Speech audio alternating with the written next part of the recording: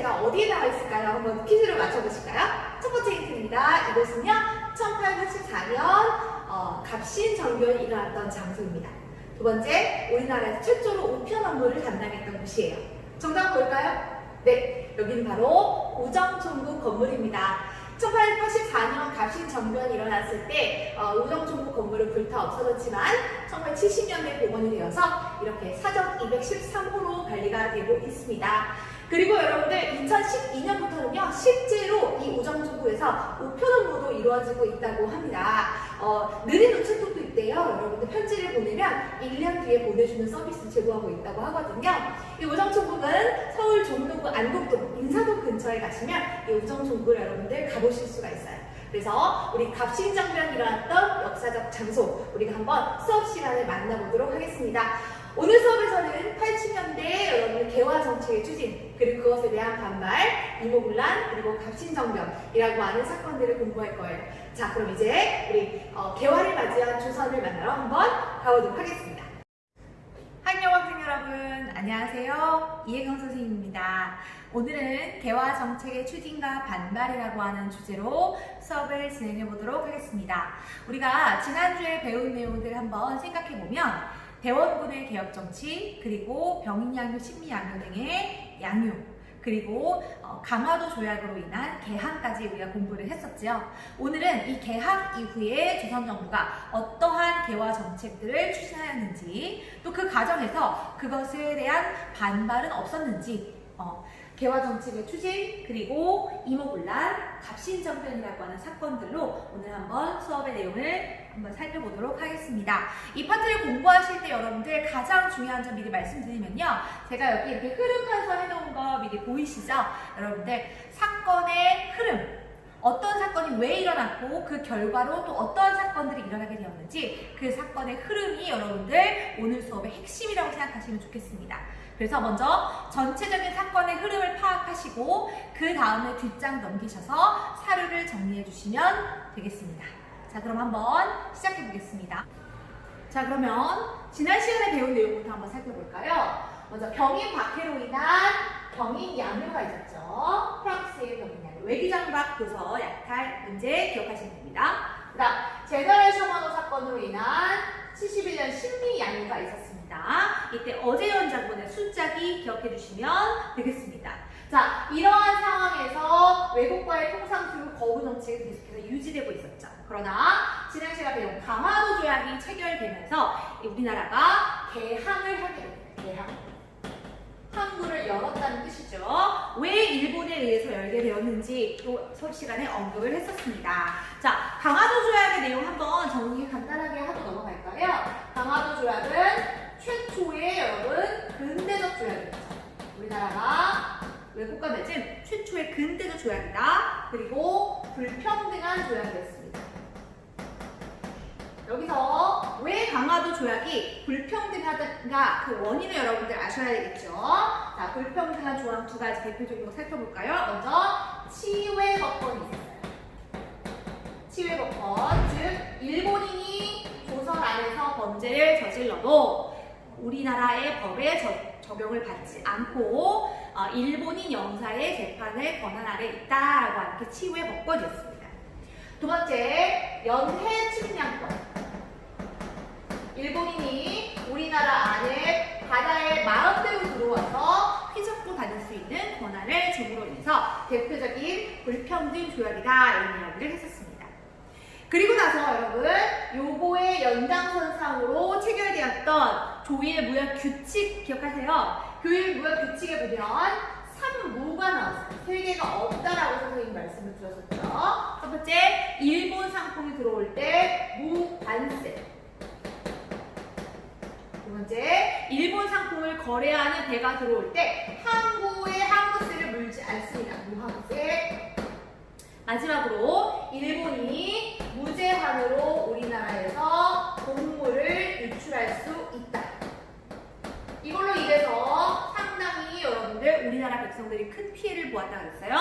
물가가 올라가고 가난한 백성들을 굶주릴 수밖에 없는 상황이 이어지게 되었다. 이게 강화도 조약이었죠.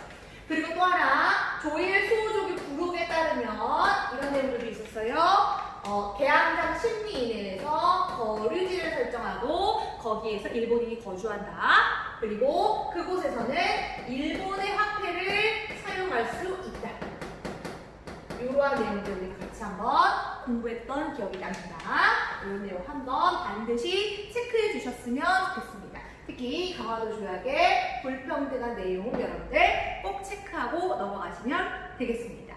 자, 이렇게 여러분들 통상수교의 요구가 있고요. 강화도 조약의 체결되고 이렇게 개항하는 와중에 여러분 이 개항을 받아들이는 사람들이 크게 둘로 나뉘게 됩니다. 제가 여기 주황색 글씨로 개화파와 위정축사 이렇게 나누어 놓았죠.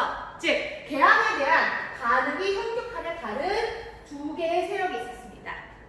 개화파는 한마디로 말하면 우리도 빨리 서양 인구를 받아들이자라고 하는 사람들이고요. 위정축사파는 대표적으로 양반 유생들이 우리의 것을 지키자, 그들과 교역할 수 없다라고 하는 사람들의 움직임입니다. 그래서 제가 오늘 여러분들과 이 초록색 라인의 중요한 사건들을 먼저 공부를 할 거고요. 그리고 이러한 사건들이 진행되면서 각각의 개화파와 위정축사파가 어떠한 반응을 보이는지에 대해서도 추가로 여러분들과 설명하도록 하겠습니다. 먼저 개화파에 대해서 잠깐 이야기를 할게요. 자, 개화파의 출발은 통상 개화론에서 출발합니다.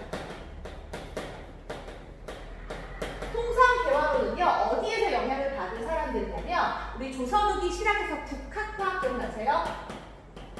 중상학파, 이 북학파의 영향을 받은 사람들이 통상 개화론자들입니다.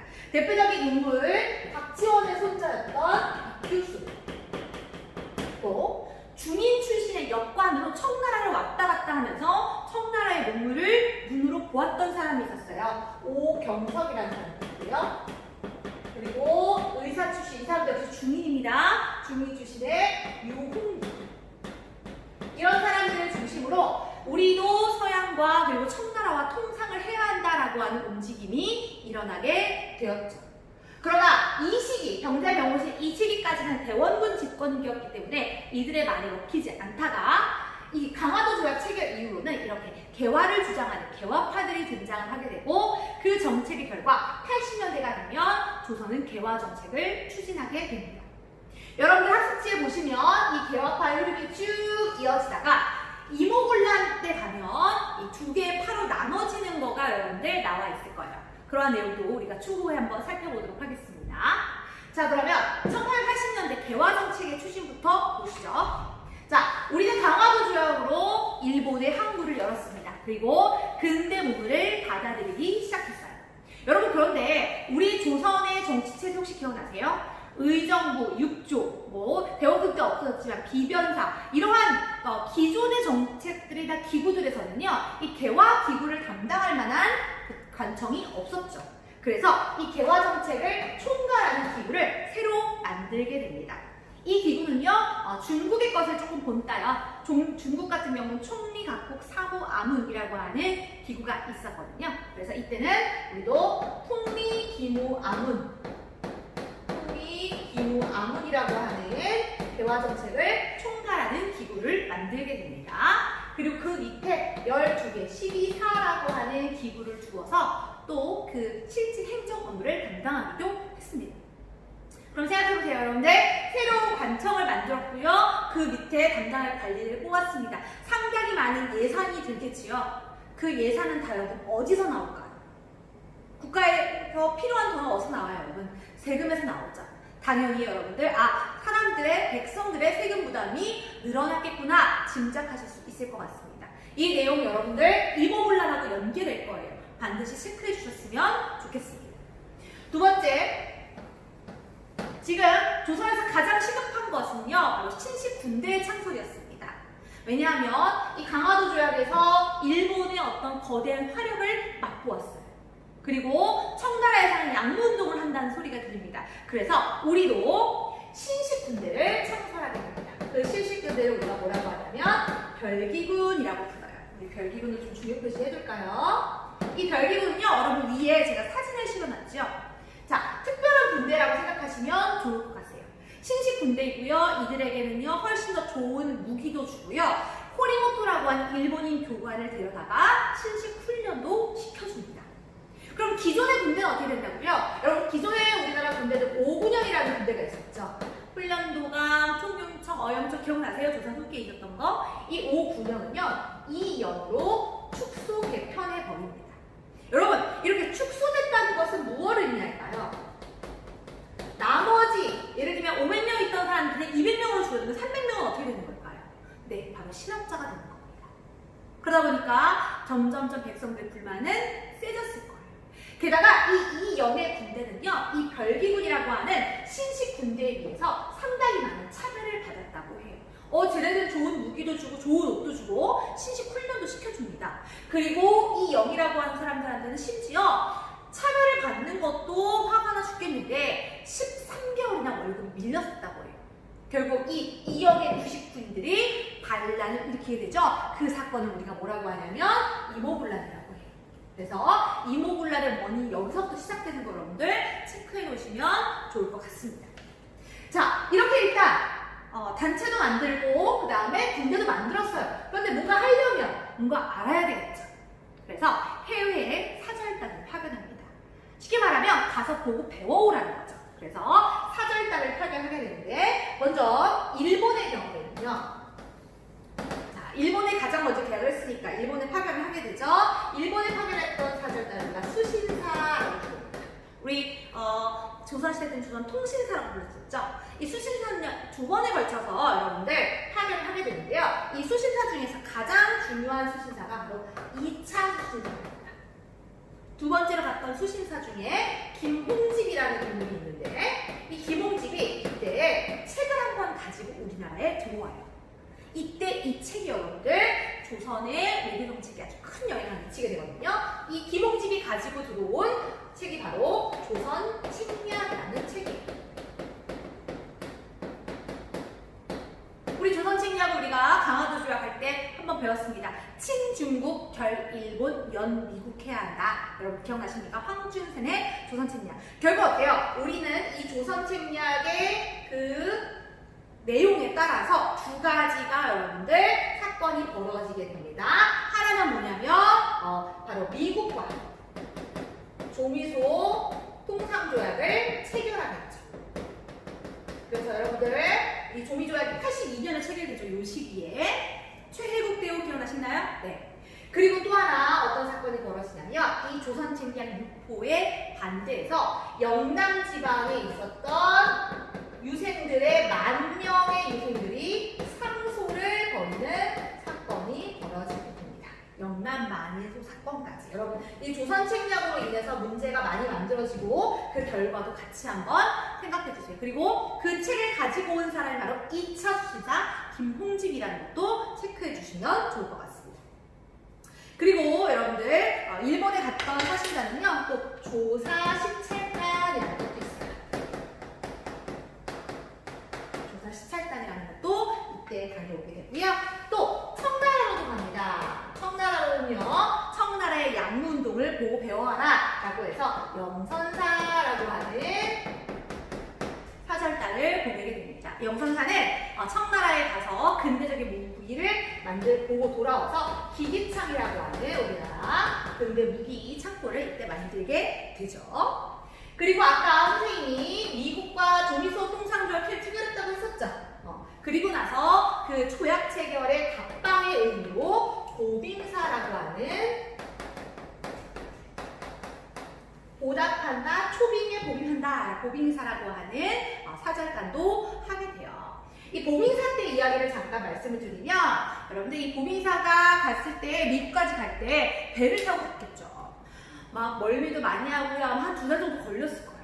천신만고 끝에 도착한 미국. 아마 그 미국을 본 조선인들의 여러분들 느낌은 어땠을까요? 그리고 여러분 한번 상상해볼까요? 우리 역사적 상상력을 발휘해볼까요? 큰 배에서 아주 남루한 너무 이 2달 동안 멀미에 시달려가지고 시달린 선비들이 내립니다. 그런 것도 한번 상상해보면 좋을 것 같아요. 그리고 또 하나 대표적인 재밌는 이야기 중에 하나는요. 이때 대통령을 만납니다. 미국 대통령을 만나는데 이때 조선의 신하들은 상대방 나라의 왕이잖아요. 대통령이. 그래서 이 대통령한테 가서 넙죽 절을 합니다. 그런데 여러분들 미국은 어때요?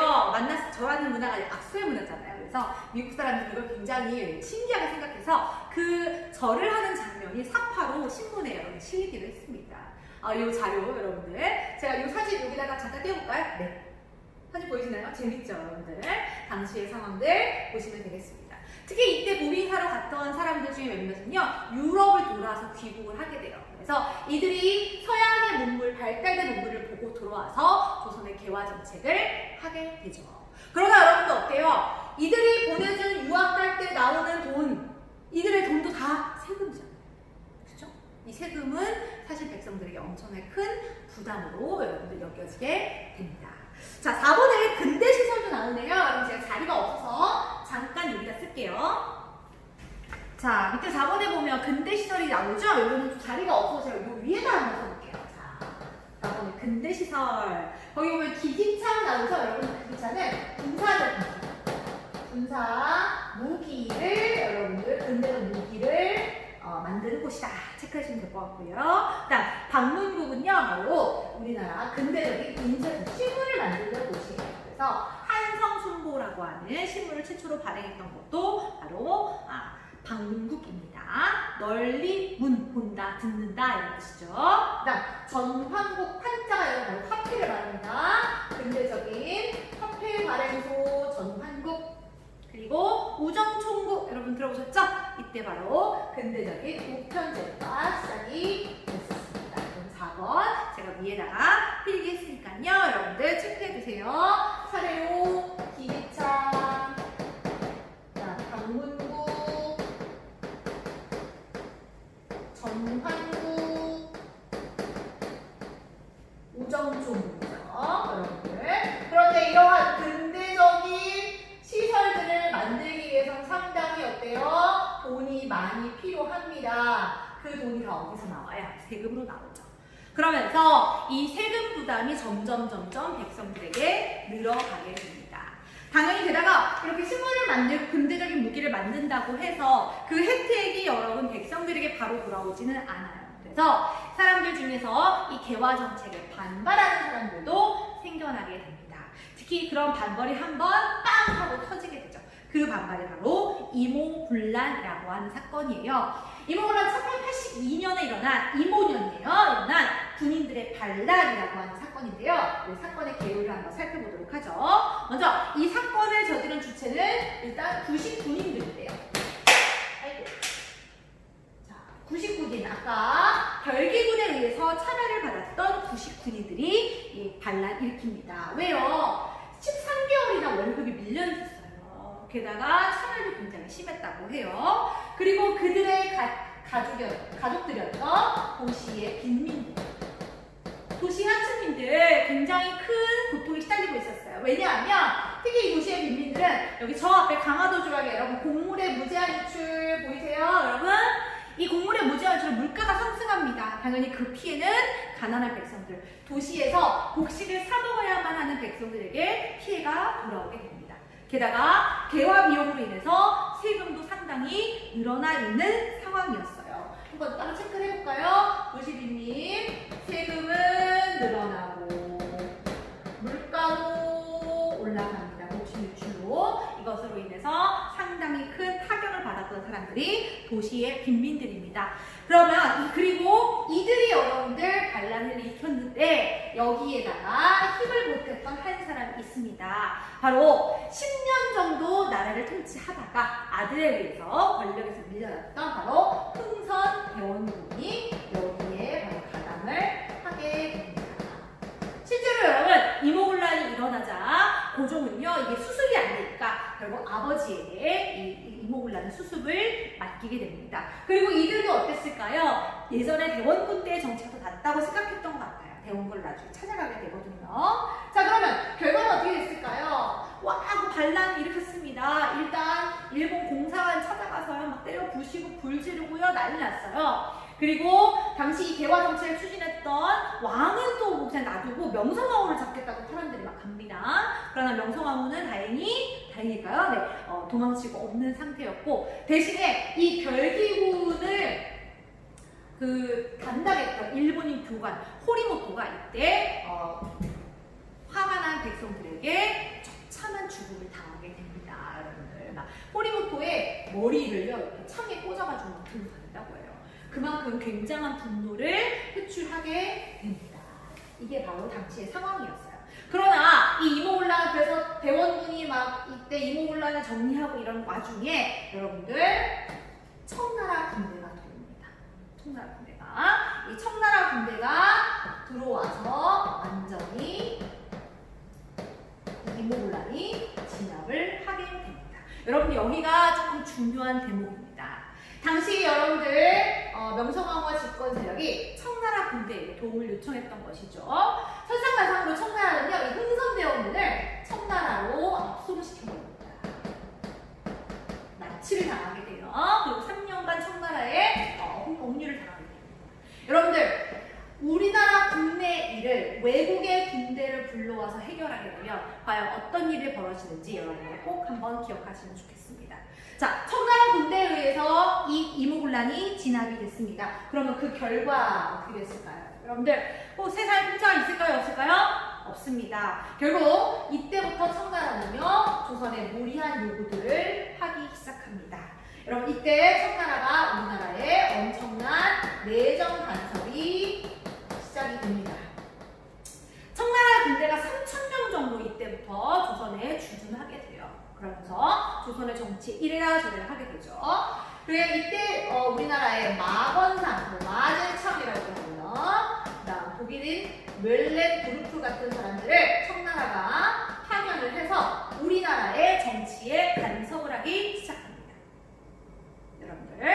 그리고 이때 청나라가 조선과 체결했던 조약이 있는데 이 조약의 내용을 반드시 기억하셔야 됩니다. 조약 내용 이름이 좀 긴데요. 자, 조선과 청나라가 청나라의 상행이래 상업을 하는 백성들이 바다와 육지로 무역을 할 때 지켜야 할 규칙이라는 뜻입니다. 조청상민 수륙무역장정입니다. 조선과 청나라의 상업을 하는 백성들이 바다와 육지로 무역을 할 때 지켜야 될 규칙입니다. 여러분 이 조청상민 수륙무역장정이 뒤에 사료 있게 나와 있는데요. 체크해 보시면 제일 첫 번째 줄을 우리 한번 살펴볼까요? 그럼 뜻을 한번 꺼내볼까요? 자, 이거 규칙. 첫 번째 줄. 이 수륙무역장정은 청이 속방을 우대하는 뜻에서 상정한 것이고, 여러분 속방. 즉 무슨 말이에요? 조선은 청나라의 속국이다. 넌 내 쫄따구다라고 하는 것을 조약 내용에 박아놨습니다. 그래서 이렇게 해서 우리나라가 청나라의 속국으로 전락하는 순간이 바로 이때입니다. 그리고 심지어 1조에 보시면 청의 국양 대신과 청나라의 대신 한 명과 조선의 국왕이 대등한 지위를 가진다.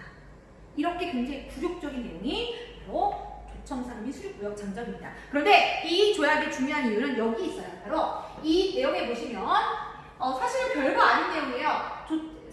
그 상업을 하는 백성들이, 상인들이 무역을 할 때 무슨 일을 지켜야 하느냐라는 내용인데요. 대표적인 것이 바로 청나라 상인의 내지 무역을 허용한다는 겁니다.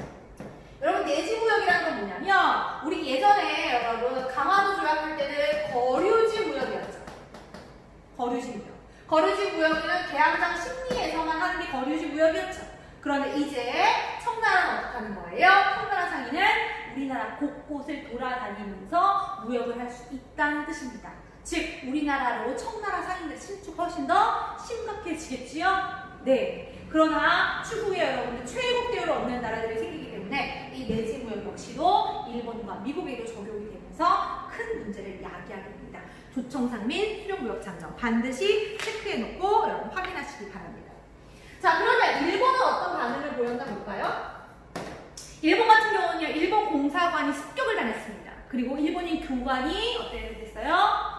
죽임을 당했습니다. 그래서 그것에 대한 보상을 요구하라고 하면서 제물포 조약이라는 것을 우리나라에 요구하게 됩니다.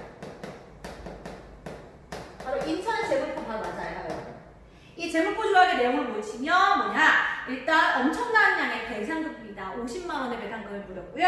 그리고 일본 공사관에 우리를 지킬 경비병을 주둔하겠다 이런 내용의 조약입니다. 그럼 여러분들 여기서 긴장하셔야 돼요. 아까 청나라 군대가 3,000명이 우리나라에 지금 들어와 있는 상황이죠. 그런데 이제 일본 군대도 들어와 있는 어때요? 일이 일어났을 때 외국의 군대를 불러 들어가더니 다른 외국의 군대까지 들어오게 될 상황이에요. 여러분들, 그들 간의 어떤 충돌이 반드시 일어날 겁니다. 게다가 청나라의 내정 간섭이 매우 심해지게 됩니다. 여러분, 오른쪽에 있는 사료 한번 볼까요? 사료? 아니, 사파 한번 보세요. 자, 뭔가 눈도 잘 안 보일 것 같은 할아버지 같은 조선의 그림입니다. 그 그림 아래 청나라가 뒤에 이렇게 서서 뭔가 조종하는 그런 그림들 보이시나요? 특히 여러분들 이모군란 이후 이렇게 청나라의 세력이 엄청나게 강해지게 됩니다. 청나라가 우리나라의 입김이 굉장히 강해지게 되고 이것에 대한 반발로 여러분 일어난 사건이 나중에 갑신정변이 되는 겁니다. 청나라가 이모군란 이후 굉장히 강해지게 되었다. 그러면서 우리나라가 상당한 타격을 받게 되었다라고 하는 것도 체크하면 좋을 것 같습니다. 자, 이렇게 이모군란 한번 정리해 보았는데요. 이제 7만 지우고 다시 돌아왔습니다. 자, 우리가 병제 병호시, 강화도 조약, 그리고 통일 기무함은 별기군, 개화정책 추진까지 공부를 했어요. 그러나 그것에 대한 개화정책의 반발로 이모군란이 일어나게 됩니다. 그러자 이 청나라가 이모군란을 진압을 하면서 이 청나라의 세력이 굉장히 커졌다라고 선생님이 이야기를 했어요. 그러면서 여러분들 위에 흐름, 개화파의 흐름에서 변화가 있게 됩니다. 이모군란 이후에 개화파가 두 개로 크게 갈라지게 됩니다. 하나는요, 여러분들 여기 나와 있네요. 온건 개화파. 기존의 개화파를 온건 개화파라고 하고요. 또 한 팀은 왜 이렇게 청나라에게 휘둘리느냐? 이 청나라에게서 벗어나서 훨씬 더 급진적인 개혁을 추구해야 한다라고 해서 이들을 우리가 급진 개화파라고 합니다. 이 개화파가 둘로 나뉘게 된 대표적인 사건 바로 이모군란이라고 하는 거 한번 체크해 주시고, 그리고 이 온건 개화파와 급진 개화파가 어떻게 다른 사람들인지를 먼저 체크하시면 좋을 것 같습니다. 일단 온건 개화파는요, 이들의 생각은요 이런 겁니다. 이들의 대표적인 사상을 동도서기론이라고 해요. 동도석이라는 건 무슨 뜻이냐면요, 동양의 도, 서양의 기술이라는 뜻이에요. 즉 서양의 기술 훌륭한 거 그래 좋다. 서양의 기술은 받아들이자. 그러나 동양의 도, 동양의 사상, 유교, 성리학 이런 가치들은 그대로 가지고 가자라고 하는 게 동도서기론이 되겠습니다. 그래서 서양의 기술만 받아들이자. 서양의 기술만 수용하고 나머지 종교나 학문 같은 거는 안 된다라고 생각하는 사람들이 온건 개화파입니다. 그리고 이 사람들이 주로 생각했던 개혁의 모델은 누구냐면 바로 청나라였습니다. 당시 청나라가 여러분 추진했던 개혁이 서양의 무기만을 받아들이는 양무운동이었죠. 이 청나라의 양무운동을 모델로 해서 추진을 했고요. 당연히 상당히 친청 성향의 사람들이 많이 있었어요. 친청 성향의 사람들이 많이 있었습니다. 대표적인 사람 이름 한번 적어볼까요? 자, 우리 아까 2차 순서로 봤던 김홍집, 김윤식, 그 다음 자리가 없네. 친청을 줄까? 어윤주. 이런 사람들이 온건 개화파의 대표적인 사람들입니다. 자, 다시 그들이 추진했던 개혁의 내용들은 뭐냐?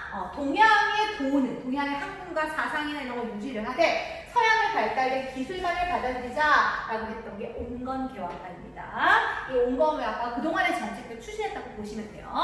그런데 그 중에 일부인 사람들이 당시 이모군란 이후에 청나라에서 너무 강해진 상황, 그리고 개혁에 주춤하게 되죠. 왜냐면 이모군란 이후에 여러분들 고종이 했던 개혁 정책이 다 올스톱되거든요.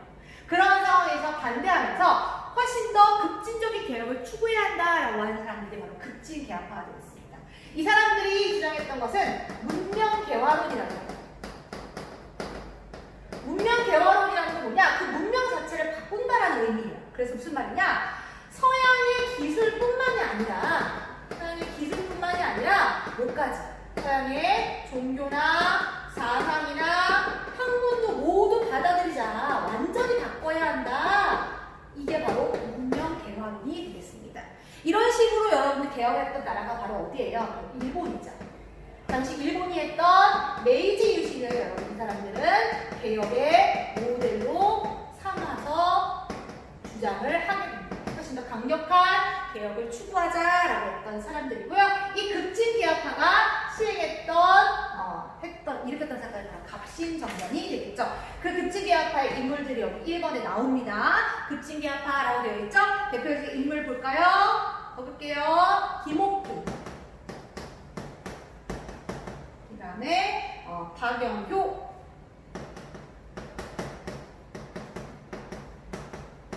서광범.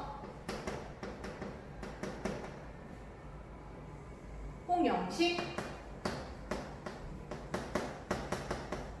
서재필. 서재필 여러분들 들어보셨죠? 독립협회 서재필 맞습니다. 그런데 여러분들 이 사람들의 사진이 오른쪽에 나와 있어요. 갑신정변의 주역들 사진 보이세요? 여러분 이때 이분들 굉장히 젊은 분들입니다. 가장 나이가 많았던 여러분들 가장 우리가 주목해야 할 인물은 김옥균이죠? 김옥균이 가장 중요하긴 한데 이때 김옥균이 제일 형이라고 33살. 그리고 특히 서재필 같은 경우는 20살. 맨 왼쪽에 서 있는 분이 박영묘 23살. 그 다음에 서광범 오른쪽 뒤에 왼쪽에 서 있는 분 이분이 25살. 이렇게 아주 젊은 사람들, 젊은 청년들 중심으로 젊은 신진관료들 중에서 이 급진개혁파가 등장을 하게 됩니다. 이들 생각에는 그랬던 거죠. 왜 이렇게 개화 정책이 후퇴하였느냐? 왜 우리가 청나라에 이렇게 간섭을 받아야 되느냐? 청나라의 간섭을 벗어나서 훨씬 더 급진적인 개혁을 추진하자. 이것이 바로 갑신정변의 내용입니다. 그러면서 이들이 일으킨 사건이 갑신정변이죠. 갑신정변의 내용 조금 이따가 한번 정리해 보도록 할게요. 자, 선생님이 이제 칠판을 좀 정리하고 들어갔습니다. 자, 이모군란 이후에 여러분들 개화파가 온건개화파와 급진개화파로 갈라졌다고 했습니다. 그리고 이모군란 이후에 청나라의 내정 간섭이 심해지고 개화 정책이 주춤하자 이 급진개혁파는 갑신정변이라고 하는 쿠데타를 일으키게 되죠. 이 급진개혁파는 개화 정책 비용을 마련하는 데서부터 문제가 시작되게 돼요.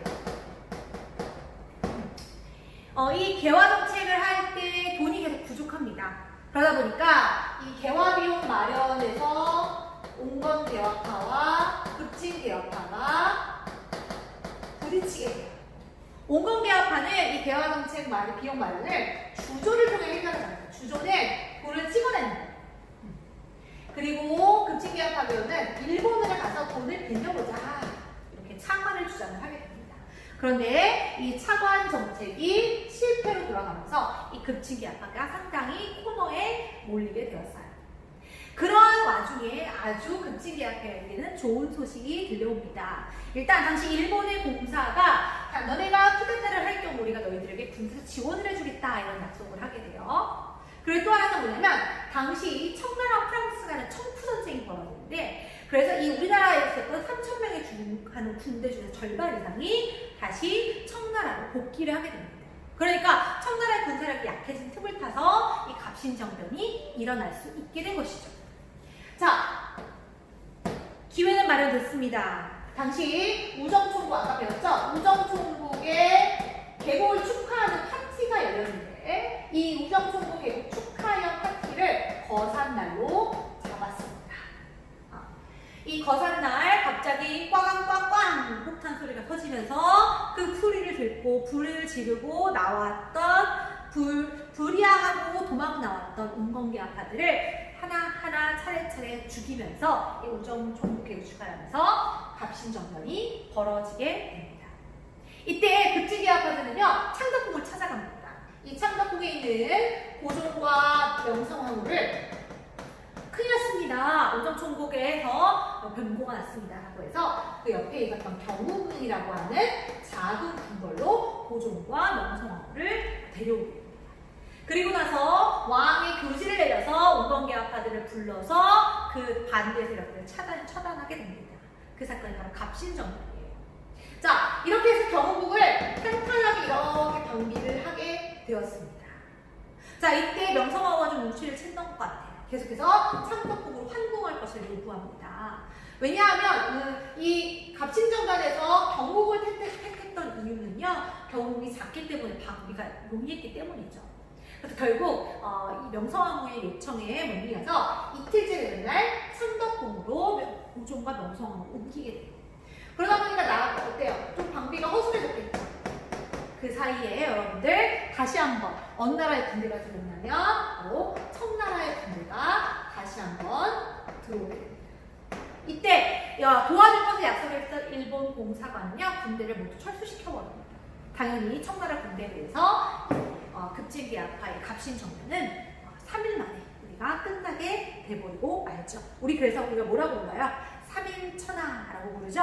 앞서 여러분들 영상 보고 오셨을 텐데 이 영상에서 46시간 만에 쿠데타가 끝났다는 걸 우리가 알 수가 있습니다.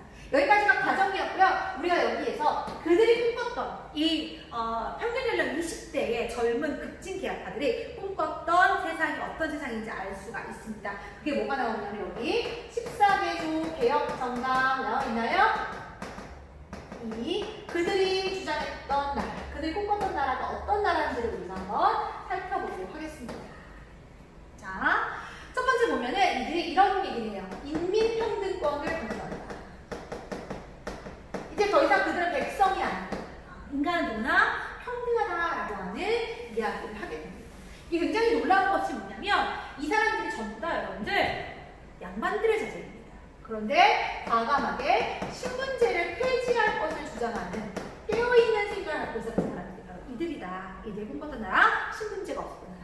또 지조법을 개정하자 이런 얘기를 합니다. 지조법이라고 하는 거는 지구로 말하면 세금입니다. 이 세금 제도를 개혁을 해서 어떤 지금 경제적 상황을 해결했으면 좋겠다라고 하는 거예요.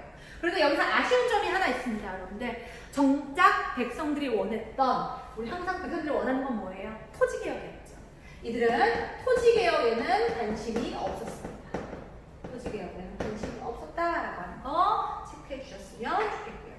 또 여기저기 재정이 나누어져 있어서 재정이 일원화되어야 된다. 호주로 재정을 일원화하자라고 하는 거예요. 이게 무슨 말이냐면 여러분, 돈 나가는 주머니가 여러 개면 돈을 모을 수가 없고 투명하지 않다는 거예요.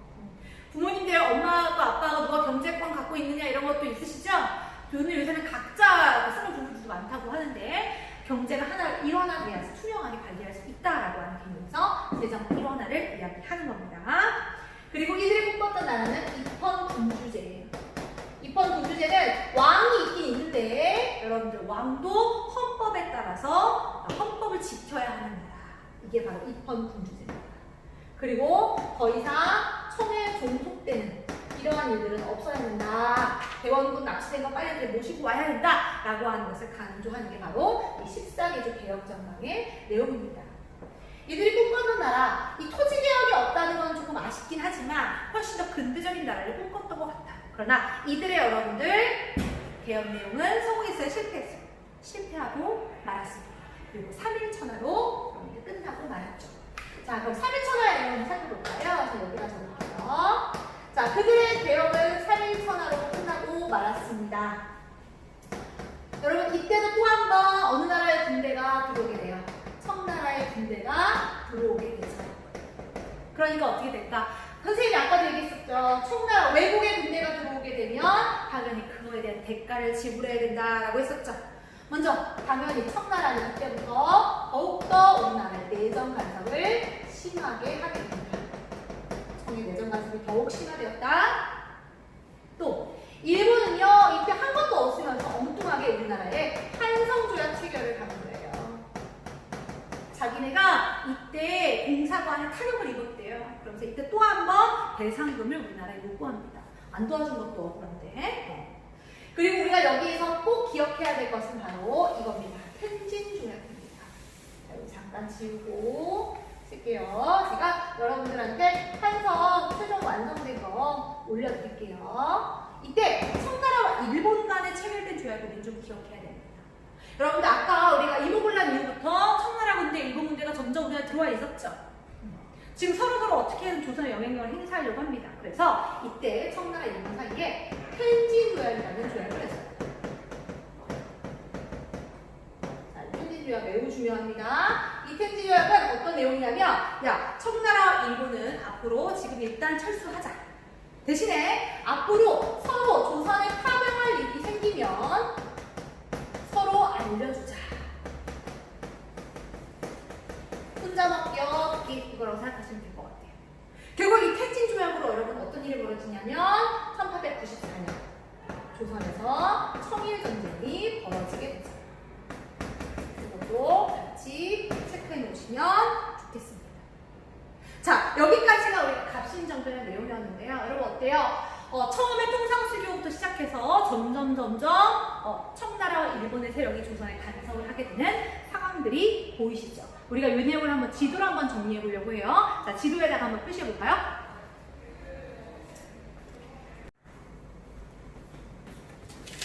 자, 제가 지도를 간단하게 한번 그려봤는데 여러분들도 여러분 지도가 있죠? 당시 상황 한번 살펴보겠습니다. 자, 먼저 청나라는 조선에 계속해서 큰 영향력을 행사하고 있습니다. 청나라가 행사했던 영향력 여러분들 일단 이모군란 이후 내정 간섭을 했다고 했죠? 이모군란 이후 청나라의 내정 간섭이 심해지고 있었다. 또 대표적인 조약 조청 상리 수류무역 장정 있었고, 또 텐진 조약으로 조선에 파병할 수 있는 그런 근거도 마련한 상태.